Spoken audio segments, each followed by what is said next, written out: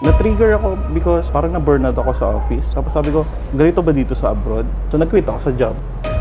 Ang struggle if you are a new seller sa Amazon, it will take a lot of time bago ka makabenta. As a business owner point of view, I don't recommend saving. Na-swindler namin isang customer with an amount of 60,000 dirhams. So lahat ng kinita namin from the beginning nawala. Ideas doesn't come fully formed. It becomes clear if you get started. Pag may nakita opportunity, ginagrab ko kaagad. When it comes to budget-wise, low-key lang kami. My name is Ace Miller. Enjoy the process. Don't look at the profit. Welcome to Kabayan Tayo Blueprint, the show where we showcase secrets of success of OFW entrepreneurs. In today's episode, we will be spotlighting the story, the triumph of Mr. Ace Miller, an Amazon seller here in UAE for more than 9 years. What are the events and incidences that made him lead to finally pulling the trigger of what he does today?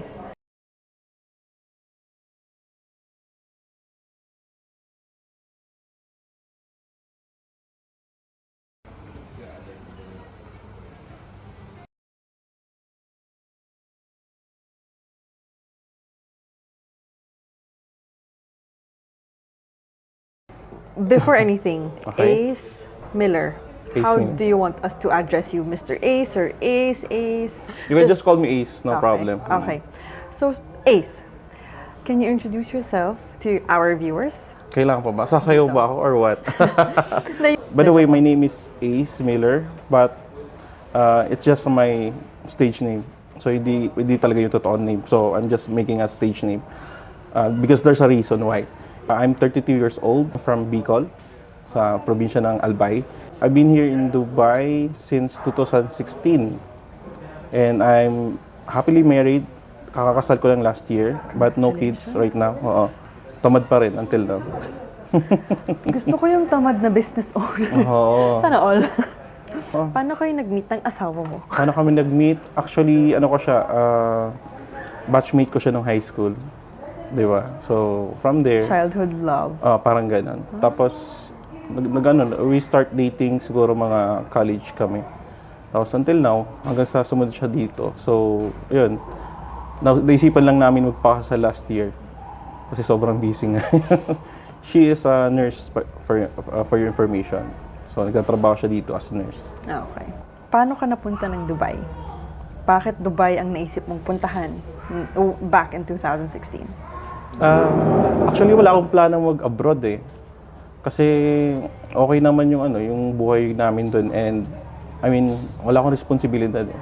Kasi yung mother ko, OFW din. Tapos, yung best friend ko kasi, which is yun yung business partner ko ngayon. And then, niyaya niya ako pumunta dito. As in, wala, zero talaga yung plan ko na mag-abroad. Kasi may trabaho ako sa Pilipinas. Tapos, no responsibility. Okay naman, may bahay kami. Andiyan naman yung padala ng nanay every month. So, the reason why nakarating ako dito, it's because yung best friend ko niyaya ako pumunta dito. So, I landed here way back 2016, February, to be specific. Tapos, yun, pumasok ako sa corporate as a graphic designer. Tapos, 1.5 year lang ang tinagal ko sa company. After that, wala. Anong job niyo sa Philippines bago or first job? Ano ka? Creative industry ka talaga? Nasa, information technology. Oh, wow. Tapos, ayun, sa hotel, sa isang hotel. So, Sa Philippines to? Sa Philippines, oo. Okay. Tapos, hindi ko rin tinapos kasi nga tamad na tamad ako. Ayaw talagang magtrabaho, sa totoo lang. Kasi, mula na sa amor ko yung trabaho talaga. Ever since nung pumunta rin ako dito, no choice, kailangan magtrabaho. Kasi yun nga, di ba, anong pambabayad ko sa bills. So, napilitan lang magtrabaho dito. Then, right after nun, naisipan ko mag-business. How did you get into like Amazon or Amazon bang first business or may iba pa? So, from the graphic designer na work, di ba, after 1 year nag-resign ka. Tapos, from there, nag-decide ka mag-business agad. Yes. Okay. There, what is your trigger para parang na-realize mo, oy, business na? Na-trigger ako because parang na-burnout ako sa office. Tapos, ayoko alam mo yung tipong yung routine mo is everyday gigising ng umaga, maliligo, tapos travel. Yeah. Tapos, repeat na naman, uwi ng 7, tulog, kain, tapos again and again and again. Tapos sabi ko, ganito ba dito sa abroad? Tapos, sabi ko, nung na-realize ko right after ng vacation noon, kasi before ako mag-resign, nag-vacation muna ako sa Pilipinas. Then, sabi ko, I think, hindi ako tatagal sa ganitong scenario. So nag-quit ako sa job. So, yun, nag-start kami mag-business. Actually, ako pa lang nung una. Tapos niyaya ko na yung friend ko, yung mga friends ko, yung best friend ko. Sabi ko, tatayo tayo ng company. Open tayo ng trade license. Tapos from there, let's see kung anong mangyayari. Hanggang sa tumagal.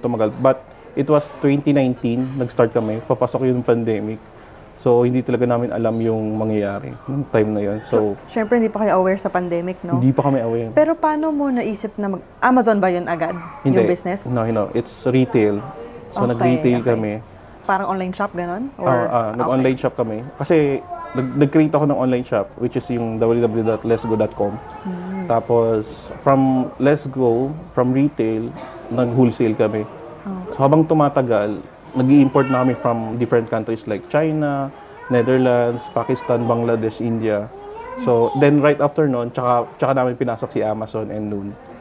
So, Amazon and Noon, kasama pa siya. Tapos, nagbenta pa kami sa Carrefour. Tapos, yun. So, ang dami yung source of income. Yung parang ang passive. Para tuloy-tuloy na kahit tamarin ka na sa bahay, yun na, may pumapasok sa'yo. So, you just have to, alam mo yun, yung kailangan mo lang maraming stream of incomes para hindi mo na talaga kailangan magtrabaho. So, yun yung naisipan namin na gawin. So, dami namin pinasok. But how did you find out about it? Kunwari, may nabasa ka ba sa Facebook o sa Instagram na parang ganito? Or paano siya nag-start? Like, may nakausap ka bang tao, ganyan? It came with the realization na sabi ko, ang init dito sa Dubai. Sabi ko, meron ba dito mga parang mga retail websites? Tapos nakita ko yung iba. For your information, Amazon was souk.com before. Oh, yes. Then there was abook.com. So parang sila yung nag-inspiration. Sabi ko, bakit di ko kaya gayahin tong mga to? 'Di ba? So ginaya ko sila. Tapos hanggang sa nagkaroon kami, una, we tried dropshipping but it didn't work because may mga struggles nung mga panahon na yun. Tapos habang tumatagal, nakuha namin yung tamang timpla sa pagbe-business until sa nakuha namin yung retail. Tapos from there, yun na, tuloy-tuloy na siya. Tapos sinubukan naman namin yung wholesale at the same time. Tapos pumasok na si Amazon tsaka Noon. So doon kami parang sumunod-sunod na yung namin, yung business flow namin. Yung retail na industry, paano mo napili yung retail? Parang what do you sell specifically? Right. Well, you started selling what specific items and then paano siya, ano na yung sinesell mo ngayon? Mahilig kasi ako mag-customize ng mga shirt noon. Until now naman, mahilig pa rin. Kaya nakagawa ako nitong yung mga hoodies, mga shirt, kung ano na pa. So, we started with mga t-shirts, yung mga personalized. Tapos, hanggang sa nag-iba-iba na yung mga products like bags, tumblers, mugs, at kung ano-ano pwede pang ibenta sa online. So from there, we started selling those kind of items. So mainly customized ka sa May lahat? customized, tapos may mga ready-mades kami. Tapos kung ano yung mga murang pwede namin i-angkat from China, yun yung binabato namin sa retail, tapos sa wholesale at the same time. Can you share some unique challenges faced in as an Amazon seller and how you overcame them?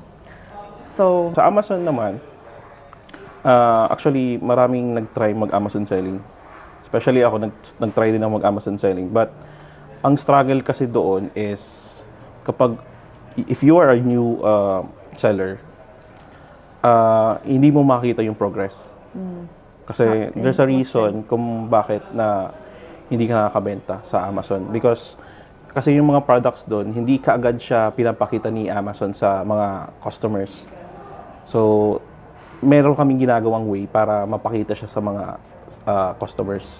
If you are a new seller sa Amazon, it will take a lot of time bago ka makabenta. Kasi parang tinatago ni Amazon yung binibenta mo eh. Hindi niya pinapakita. But if gusto mo siyang mapakita, you need to run advertisement. So may ganun. So there's a process bago ka kumita. So it will take siguro mga weeks, months bago ka kumita sa Amazon. So habang tumatagal, dun ka lang makakabenta sa Amazon. So it will take a lot of time. Patience, kumbaga. Diba? So, same thing with the business sa business namin ngayon. It took us 4 years bago namin na nalampasan yung mga challenges, yung mga struggles. Kasi sa business kasi wala sa iyo magtuturo ikaw anong gagawin. So sometimes you need to like look for a mentor para may mag-guide sa iyo. Pero kami kasi parang wala. Talagang kinapa namin yung business. So it took us 4 years bago kami nalampasan yung mga we're not successful yet. Kasi wala pa naman kami talagang, alam mo yun, hindi pa naman kami nasa peak na. Pero I will say na we can sustain yung buhay na gusto namin sa ngayon. Diba? So yung struggle sobrang dami.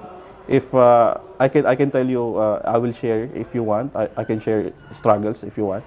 Way back 2021 na swindler kami ng isang customer with an amount of 60,000 dirhams. So lahat ng kinita namin from the beginning nawala. Paano nangyari yun? Kasi kami nung time na yun, kasi sinubukan na namin yung wholesale. So may customer kami na nag-order. Tapos right after noon, kasi yung ano namin, yung terms namin is 50-50% advance, 50% right after ma-deliver. So ang nangyari noon, the customer gave like 25% advance. The remaining wala na. Pero na-deliver namin yung product. So they took yung ano namin, yung items namin at the same time yung kinita namin. Kasi the worth was like kung sa peso na siguro mga almost 2 million. Yung nawala sa amin. Grabe. So nung year na yon, dapang-dapa kami lahat. So hindi ko na din nga alam ko anong tapos pumasok na rin yung regret ko na sa buhay na sabi ko bakit nag-business pa ako. Diba? So yun, ang daming struggles pero awa ng Diyos na ano din namin, nalampasan din namin. Tapos ang daming nagbago, ang daming strategy na lumabas. Hanggang sa tuloy-tuloy na siya until now. So naka-survive pa rin kami until now. Hanggang sa stable na. Dami nyo ng pinagdaanan in fairness. Sobrang dami talaga. I wouldn't say na hindi kayo successful because ongoing yung business and it has been going for 9 years. And as of now, stable kayo. Yes, O, diba? stable kami. That is a very big thing. So ngayon ba, meron kang full-time job or this is your full-time job? This is my full-time job. Ever since nag-stop ka sa graphic? Yes. Nung nag-quit ako sa trabaho last 2018, ito na yung pinasok ko. So wala na. So it's my first company and last. And it Yun na is your yun. company? Yes. Yeah. Actually, may tanong ko about, kunwari, yung Amazon Noon. How did you know na legit siya? Kasi di ba minsan may pinapasok ka tapos di ka sure kung talagang Amazon website ba to or Noon ba to, ganyan. So, paano mo siya nag-gauge? Or meron bang instances na di pala Amazon, di pala to Noon, ganon? Well, ako kasi, meron kasi yung appetite of risking. Pag may nakita opportunity, ginagrab ko kaagad. Hindi ako nag-iisip na, uy, tatry ko si Amazon, tatry ko si Noon, na pag trinay ko siya, kumbaga, pinupursue ko siya na talagang para sa akin to. Hindi yung, I don't see those opportunity na hindi ako mag-excel. Nakita ko si Amazon kasi naririnig ko na talaga si Amazon noon pa, before. Even nasa Pilipinas ako, na talagang yung Amazon is e-commerce website na putok sa Amerika. Tapos nung nalaman naman natin na pumunta na sila dito, they took over Souq. So sabi ko, iniisip ko noon, paano kaya magbenta sa Amazon? So I did my research. I even enrolled a class sa US. US pa nun kasi walang nagtuturo dito. So nag-enroll ako ng parang master class online. Tapos I paid like more than $1,000 para lang matutunan yung Amazon selling. Tapos from there, yun, trinay ko na siya para ma-experience ko kung paano ba talaga magbenta through Amazon. Tapos after Amazon, I tried Noon kasi they're just the same eh. Pero meron silang difference when it comes to delivery. Pero yung concept niya is the same. Budget-wise, kasi diba starting. So, nag-ipon ka ba while you were graphic designer or? Yes, kasi nga, nung mga time na nandito ako, wala naman akong responsibilidad eh. Yung nanay ko nasa abroad. Yung mga kapatid ko may mga trabaho. So, inipon ko yung mga sahod ko nung time na nandito ako. Tapos from there, nagbukas kami ng trade license. Budget-wise, kasi marunong naman ako sa web developing, So, ako na yung gumawa ng website namin hanggang sa tumuloy-tuloy siya. Tapos digital marketing at the same time. Sinabay ko na. With the expenses here, lifestyle here in Dubai, how did you save? How important is saving for you? As a business owner point of view, I don't recommend saving because we have yung tinatawag na inflation. Yes. Di ba? So, let's say for example, nag-save ka ngayon. Tingnan natin yung sinave mo after 5-10 years kung magkano na yung value. So, as a entrepreneur, kapag meron kaming pera, we put it in yung tinatawag na cash flow. Yung pera kinikita namin, instead na in-save namin, binabalik namin sa business. That's what we call cash flow. So, para umikot siya na umikot, parang snowball effect. Lumalaki siya ng lumalaki. So, pagdating naman sa lifestyle, hindi ako magarbo. I always wear tsinelas. Tapos, kung ano lang meron akong damit, paminsan yung mga damit ko, itong mga pants, shoes, bigay pa. I never purchase na gusto ko na, let's say for example, yung mga branded, no. Kasi yung binibenta ko, t-shirt na nga eh. Bibili pa ako ng t-shirt ko. Di ba? Sa akin, kung ano lang yung pwede kong suotin. Kasi most of the time is nasa bahay ako. At the same, pag may mga meetings lang, tsaka lang ako pumaporma. Pero pag nasa bahay or may ginagawa kaming dun sa business namin, hindi naman ako magarbo talaga eh. So, when it comes to budget-wise, low-key lang kami. Kahit nga yung kinakain namin noon since 2016 until now kinakain pa rin namin. We enjoy eating yung chai tapos yung samosa. So, ganun kami. Pabalik ako sa umpisang Sige lang. your first job here. Paano ka natuto mag-graphic design? Graphic design kasi information technology yung course ko eh. I graduated as a IT. Pinag-aralan din namin yun. Ang graphic design? Graphic design and web developing. Pero later on na yung digital marketing. Yung digital marketing, pinag-aralan ko din yun. Nandito na ako. Naging isang skills ko din siya, nagamit ko din siya. Tapos yun na din nakatulong sa business namin, digital marketing. How have you leveraged digital marketing and social media platforms to grow your business?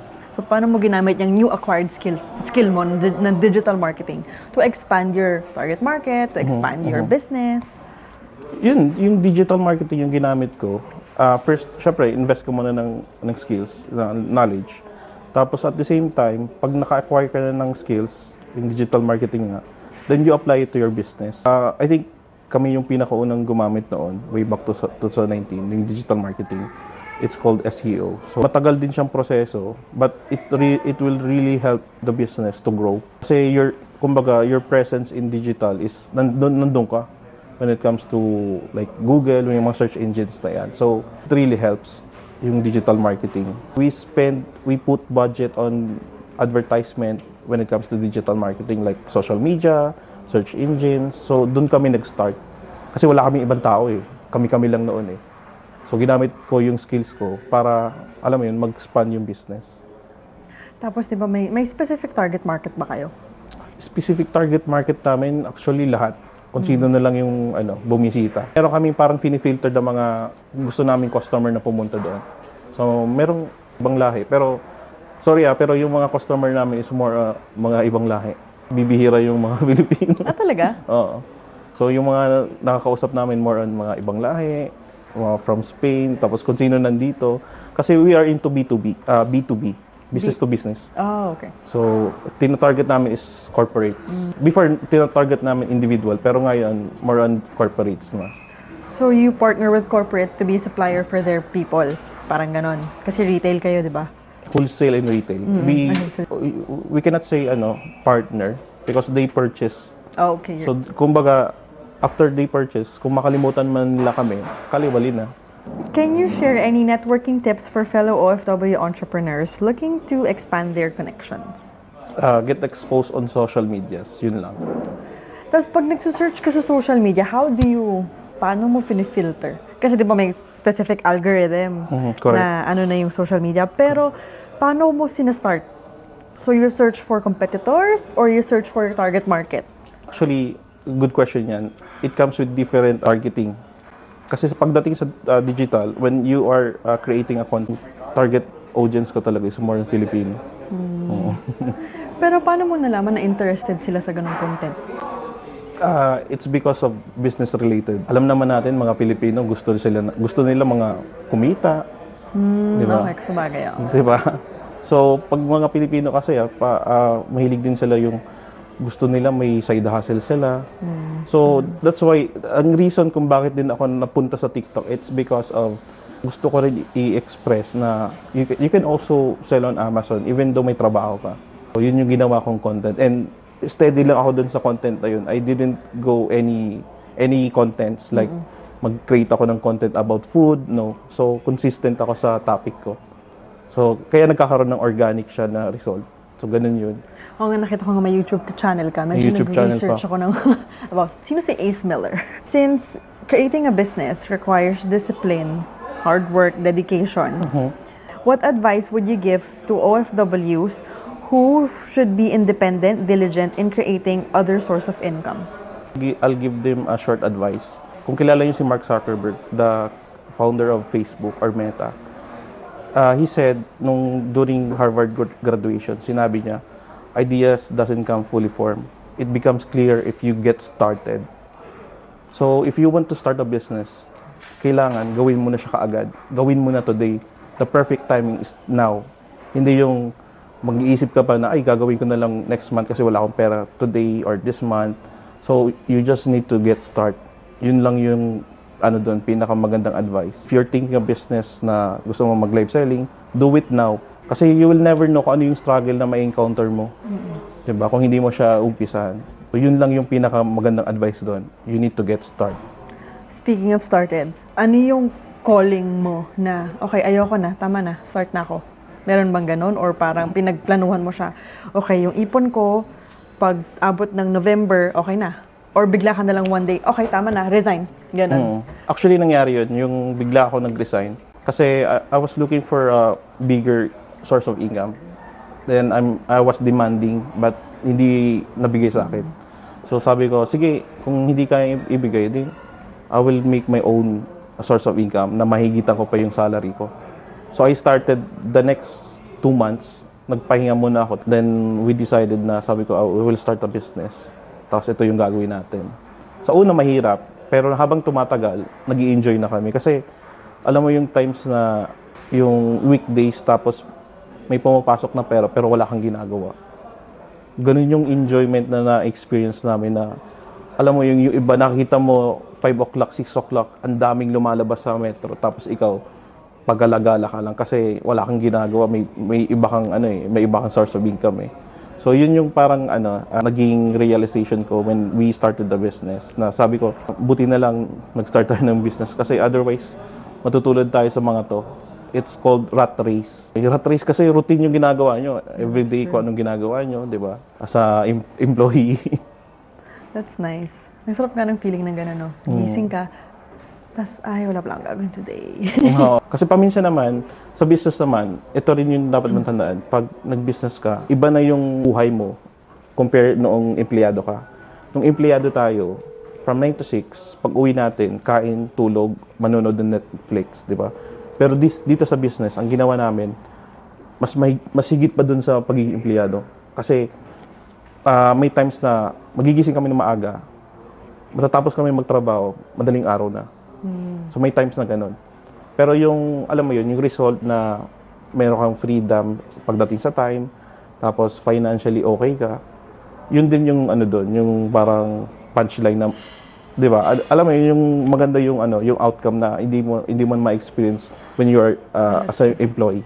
Extra hard work, pero yung hard work mo, extra din nababalik sa'yo, parang gano'n. Tapos parang it's not like when you're an employee, kahit gaano ka hard work mo every month, your monthly wage, that's it. Fixed, yes. Yeah. Oo. Unlike if you're like, you have your own thing going, kapag nag 100% ka, 100% na Correct. yung babalik. Pag 50 din yung babalik. Correct, yes. So- Yung kumbaga yung namin, yung income namin is based on our performance, 'di ba? Pero as an employee, kung magaling ka, bida-bida ka, tapos kung ano yung salary mo at the end of the month, same, di ba? So, kaliwali.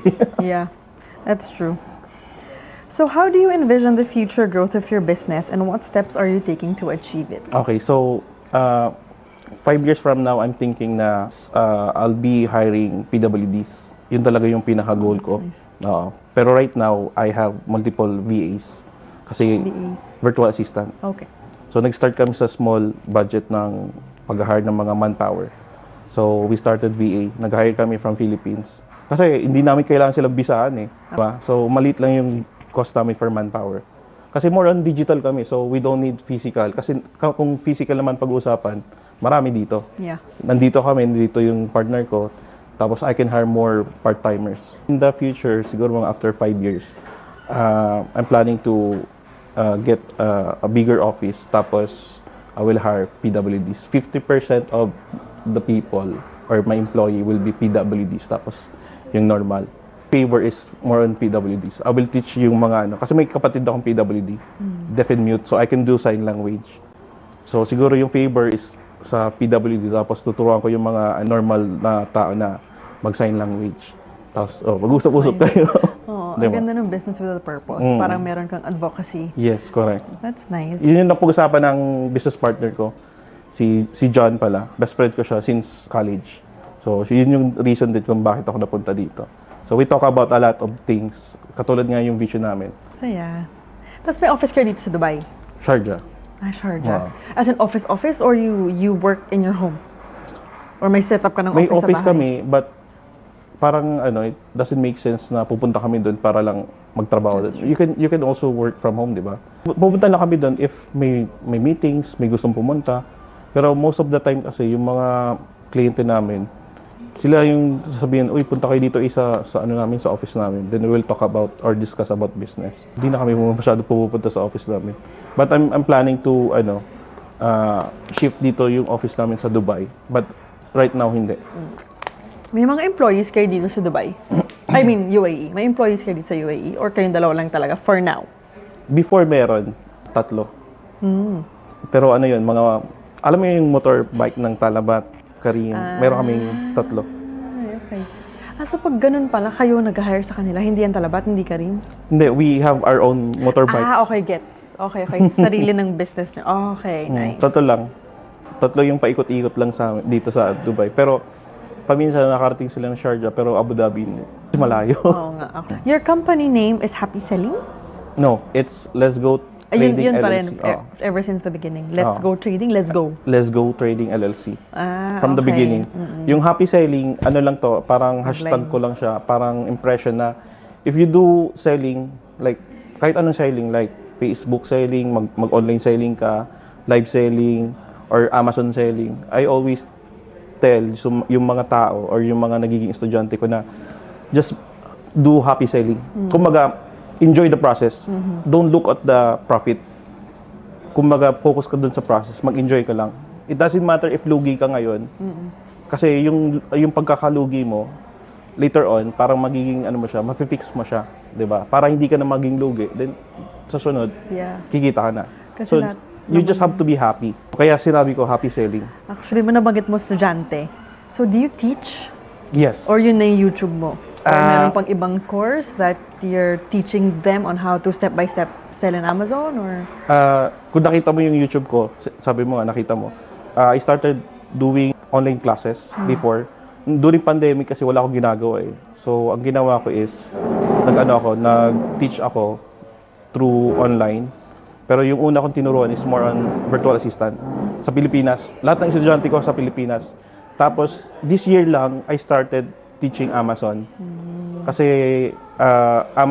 nung low season this year, February, I think, or March, naburyo ako. Di ko alam kung anong gagawin ko. So I start teaching Amazon selling. Nag-umpisa ako from 500 na katao. oh, wow. Tapos ang natira 300 lang. Tapos, nag-online registration ka para No, nalaman it's mo? free. I started free. As in 500 viewers, ganun? 500 viewers. Ay, wow. So, nag-start, Dami ang dami. Dami. So, ang daming gustong matuto. 500 yung inumpisahan ko. Tapos, hanggang sa naiwan 300 na lang. Kasi yung iba nag-try, yung iba parang, ayoko na. Oo. Yung iba, until now, nagbebenta pa rin sila. Actually, tinitigil ko na siya. Ayoko na magturo. Kasi, sobrang busy na sa business. Peak season kasi ngayon eh. Actually. Yung iba, sa akin, parang, sir, pwede bang turuan mo kami niyan? Eh, tinigil ko lang yung free session ko last June ata or July. Pagpasok kasi ng August, September, until now, busy na. That's why I came up with masterclass. Sabi ko, kung gusto mong matuto, you need to avail this masterclass kasi you need to pay my time. Hindi naman pwedeng magturo ako saan magturo eh. Because we value time as an entrepreneur. Hindi pwedeng andyan lang ako na pag tinanong mo ako tapos tatawagan mo ako. Hindi pwede. Kasi may mga tumatawag sa akin. Di ba? We value time. Kaya nag-offer ako ng masterclass. Especially as a business owner. Yes. And now na steady yung business mo, very ongoing, stable. So yes, I totally understand that. Sige, tanong ko. May affiliate marketing ba kayo doon or affiliate link so we can advertise your masterclass so we can give it to our audience as well? There's no affiliate actually. Meron lang ako sir na TikTok page. TikTok page tsaka Facebook page. Tapos may Facebook group din. Yung Facebook group more on question and answer. Pag may tanong ka lang sa na-encounter through Amazon Selling, sinasagot ko doon. Tapos, yung Facebook page naman, if may mga updates ako, let's say, may upcoming akong seminar this coming January. So, there will be a face-to-face, may face-to-face kaming seminar. Siguro, tentative pa naman siya. So, this coming January, mid of January, sa Landmark Hotel sa may Dera. So, it will be like 5-hour session. And you're gonna plug this sa TikTok mo? Yes, TikTok and Facebook. Sa TikTok naman, more on lang ako doon, pinapakita ko lang kung ano ginagawa ko. Tapos, paminsan, actually, di ako nag-aalok sa TikTok ko ng masterclass. Sila lang yung sir, pwede ba akong turuan? Gumagano lang sila. So, that's why I came up na mag-masterclass tayo. You're focusing on Amazon selling right now. Magkaiba ba siya sa noon? Iba ba yung ways or process pag sa noon? Or saan ka bang other platforms nagsisell pa? May website ako, it's called www.letsgo.com. You will see there, may mga items din, may items doon.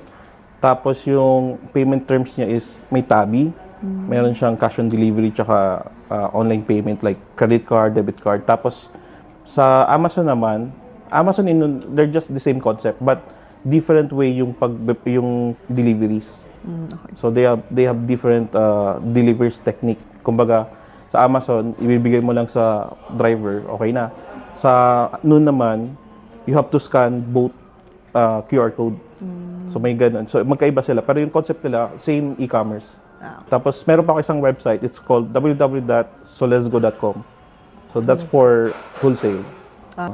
It's a long story kung bakit nyo ako tatanungin, bakit sir Lesgo? Long story? Long story short, brief sige, brief story. When we were in college, mahilig kasi kami manood ng movies eh. Then, naalala ko, yung movie is called, yung Assassin by Rain, kung kilala niyo si Rain.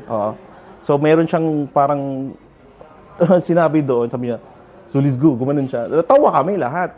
Tawang-tawa kami. Until now, yun yung impression namin, yung expression namin na pag nagsasalita, alis kami, so let's go, gumagawa na kami. Tapos, hanggang sa nag-start kami yung business, sabi niya, gawin natin let's go yung business. So, yun yung reason kung bakit let's go, gumagano kami. Kasi natatawa kami. Thank you.